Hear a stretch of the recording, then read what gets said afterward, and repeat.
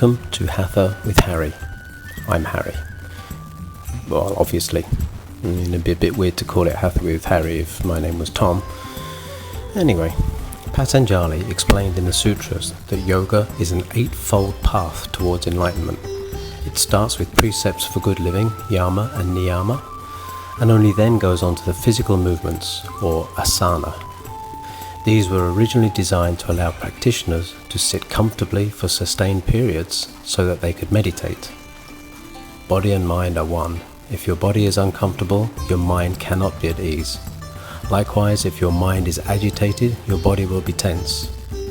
There are endless examples of this in both Eastern and Western thought. I'll be doing other videos on the philosophy of yoga, yoga nidra, and maybe some on meditation, but for now, we just need to understand the purpose of asana. What we want to achieve with our yoga practice is a level of comfort in our bodies that allows our mind to be calm so that we are fully relaxed. Even if you never intend to meditate, you have nothing to lose from your body being at peace. Learning how to sit, stand, and lie comfortably is going to help to ease some of those aches and pains that we all have. Each asana has certain key requirements, and we're going to look at them and understand them in the context of our own bodies. Each asana asks you to stretch or engage certain muscles. It will never require you to force yourself, and if done properly, will never lead to injury.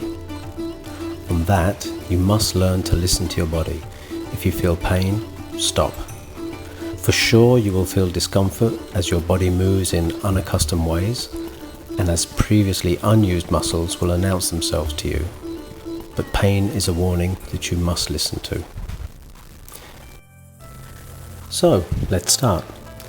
This video is going to look at Paschimottanasana, or back stretch.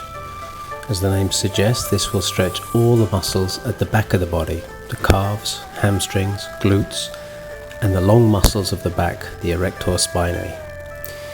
It's a good place to start because many of us have poor posture from sitting too long and from being bent over looking at our devices. That looked a lot better on paper than it sounds out loud.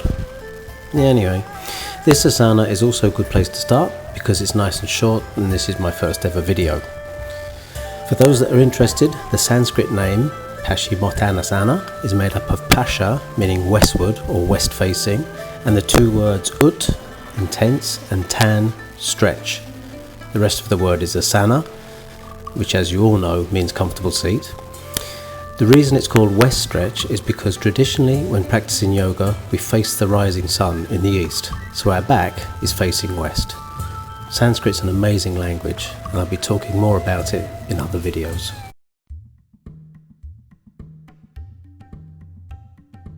So, here we are, my first ever video. Day 20 of COVID, day 1 of inflicting terribly amateur videos on the world. We're going to do west stretch. So we're going to start in what's called Dandasana, stick pose. Basically that's us in an L shape on the mat, just sitting upright in an L shape. Because the forward fold that we're going to do, like all the other forward folds, is supposed to fold like a piece of paper from the middle, and the two sides keep straight. So basically these legs are going to keep straight and the back should be kept straight. But as I said, this is beginners video, beginners yoga. This is yoga for the rest of us. I'm not supple enough to bend right forward so my head touches my shin, but we still get benefit from the pose. Now this pose, like any other, is designed that we're stretching the muscles. Now immediately when you sit in Dandasana, or stick pose, you can feel a stretch in your calves and in your hamstrings, and a little bit in your glutes. So we start here, we're upright, we're in the L position. Try just bending your knees slightly to bring yourself forward on your sit bones. That's the action as we roll forward we're going to feel, okay? Your legs should be nice and close together, your feet pointing straight up, and your toes bending back towards you. Not just your big toe, but your little pinky toe as well. So you have this nice rounded effect here. And immediately you do that, you'll feel the stretch up the calves and up your hamstring. So this is Dandasana, with a nice straight back. Now, not everybody is super flexible. So what you can do is you can take a blanket, fold it, and put that under your butt. Okay? It's going to give it an extra bit of height, and as we fold forward, it's going to help you sit further on your sit bones, and it's going to help with the gravity to bring you down. You can also, if you prefer, bring your feet and your legs just hip width apart. That does actually help a little bit with the forward fold. Lastly, you can also micro-bend your knees, because then you're giving yourself a little bit more chance to come forward. So those are the variations, and you have to decide what's best for you. In yoga, you're the teacher. You know your body better than anyone else, and you can feel your body as you're moving into any position. So you decide how far you want to go and which way you want to do it. So we're in Dandasana. We take the flesh and the clothes away from our sit bones. We bring them outwards and backwards, so that we're sitting completely on our sit bones, on the ischium, the bottom of our ischium tuber, I think it's called. And then from here, we're going to do Urdhva Hasta, which basically means hands up. We raise our hands up and we start stretching towards the ceiling. You're going to rotate your arms in slightly, and you're going to imagine the stretch is coming up through your pinky finger. Your pinky finger is going to aim for the ceiling. The rest of your body is straight, you're in that perfect L shape that we talked about, and you're going to stretch like this and hold.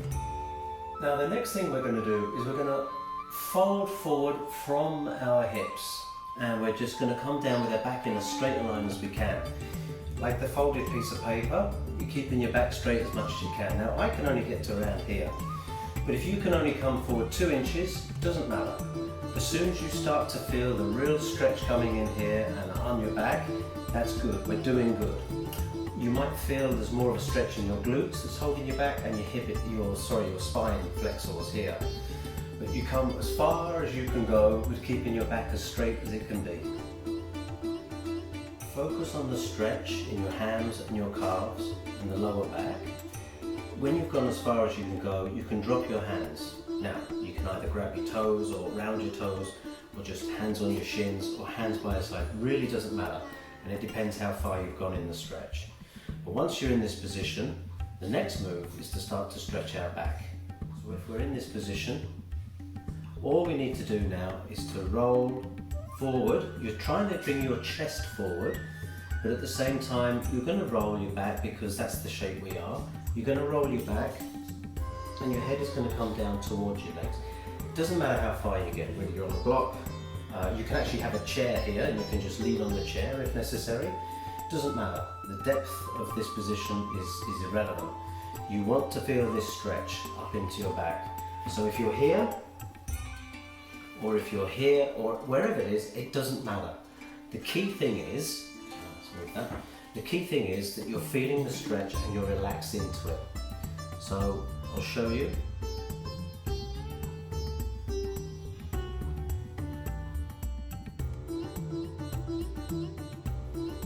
Now, when you're in the position, the idea is you play with it a little bit. You're going to move your toes, you're going to move your body backwards and forwards, you're going to see which pieces are tight, where it's tight in your body, and which bits need working on. You'll get an idea that your calves are tight, your hams are tight, your glutes are tight, or that you've got certain muscles in your back that are bothersome. I do. I have my lower trapezius and rhomboids on my right side are extremely tight, and I'm still working on those. This is an active stretch of your spine erectors, sorry. Fuck.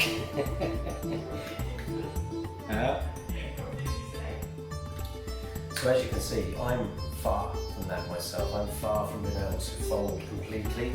I still have tightness in my hams and my glutes, and my lower back to a lesser extent. But just the body shape, I have a very deep chest, and it's difficult for me to come down. I still have a bit of a gut, to be honest. But this is not the point. How far you get in the pose is not important. The fact is that you get down there and you relax into that pose, and then you gently, passively stretch the particular muscles. When you're in this position fully down, you can feel the stretch, and you play with it. It's called exploring.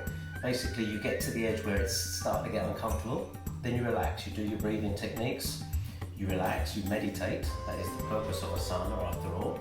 And then once that pain has relieved, you can go a little bit further. Now I have a back injury as well. I have one of my, I can't remember the name of the muscle, but a muscle that moves the chest up and down. It was torn. So I have a great deal of pain here, stretching forward, and my back elongating. The erector spinae that was so funny for me that caused me to stop the last video, those are the ones that are getting the passive stretch as I'm leaning forward, but my motion is blocked by that torn muscle. So I have to go as far as I can go comfortably and then rest and relax there. And again, the idea of this pose is, more than anything else, passive stretching without pain. So one of the things you'll notice, apart from my crappy video skills, is that I'm not exactly one of your Instagram babes doing the yoga. I'm not that flexible. Here's another angle of me not being flexible. The point is that we can all do yoga. It doesn't matter what age and what state you're in. I have various injuries, which I'll talk about in another video perhaps. But the idea of this is that wherever stage you're at, you can benefit from some gentle stretching. And this here is the purpose of Paschimottanasana. Eventually this is going to feed into our forward fold. And as you can see from me here, I'm moving around. I'm seeing which parts work best with my particular body size and shape. Yoga is intensely personal. It really doesn't matter what you look like. The idea is gentle self-improvement over time. As with every stretch, we need to do a counter. And as we did a west stretch, we're now going to do an east stretch, Purvottanasana. This is very simple and just as you can see on the screen. Nothing complicated, nothing too difficult about it. Just coming into and out of the position, take your time and nice and slow. After any kind of stretching asana, any routine that we do, we have to twist the spine, we have to release the spine because naturally in the back there's going to be tension. So at the end of every session you have to do a spine twist. My favourite is Dandasana, half lord of the fish. I don't know how you get half of a lord of a fish. I've asked for half of a fish before. Half of a lord of a fish might get you a look in the supermarket. Anyway, it's my favourite twist because it's very balanced. Some of the twisting postures are quite difficult to stay upright. This one I find in particular is really good for keeping your spine upright, which you need to do. It's very simple. We'll start with the left leg because that's the way the camera's pointed. You basically lift your left leg up around to where your knee is, then you just drop it over your right leg. Then you take your right leg and you tuck it underneath, up close to your butt. This is the starting position. It's a bit like Gomukhasana, except this knee is upright. Then you're going to take your right arm and twist and put it over your left knee. And then you just twist. This supporting arm keeps your back upright. And as you breathe in, you lengthen your spine. And as you breathe out, you turn into the twist. I'll probably do another video on that specific stretch because it's rather marvellous. But if you need to do it now, just look it up anywhere. It's Dandasana. So there it is, my first ever video. I thought it was bloody awful, but it will get better. Same as with yoga, a little bit of practice every day, you're going to get to your goals. The reason I'm making these is because there are so many videos out there with beautiful people who are incredibly flexible and can attain these positions, and my contention is that doesn't matter. Doesn't matter what you look like, doesn't matter the depth of your stretch, depth of the position. It's a very personal journey, yoga, and it's all about you. You are your guide. You need to decide how far you can go and what you want to get out of each stretch. So there will be others hopefully, and I'll see you in the next video. Carry on.